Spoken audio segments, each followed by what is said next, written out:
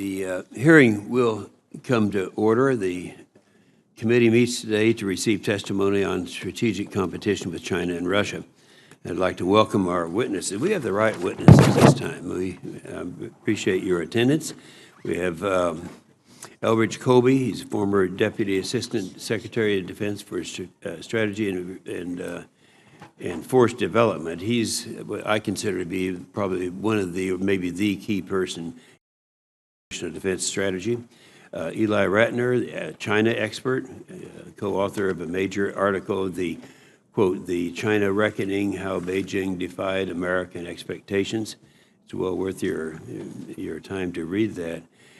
Damon Wilson is a Russian expert, as well as an expert in all NATO and going all the way into East Europe and the Balkans. And so I welcome all of you here for this hearing.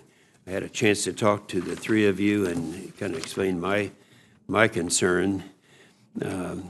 One of the things that problems that I have, and it's a problem that we all have, but we don't talk very much about it, and that is the threats that we are facing, the seriousness of the threats. There's this euphoric attitude that people have had since World War II, that somehow we have the best of everything.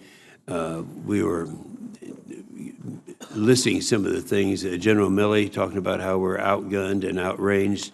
Our chairman of the Joint Chiefs of Staff was talking about how our quantitative and qualitative advantages have eroded. Nuclear modernization, that we're out of business for a long period of time. All of a sudden now we have even China with a triad system that's working. Hypersonics. You know, that's the average man on the street doesn't know what we're talking about.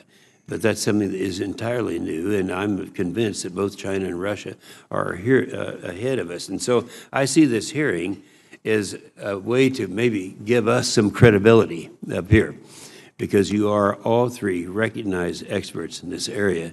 And we're also right now having another good thing. We've had hearings to this effect to show and demonstrate very clearly that our people in uniform are willing to talk about these things that they weren't willing to talk about before.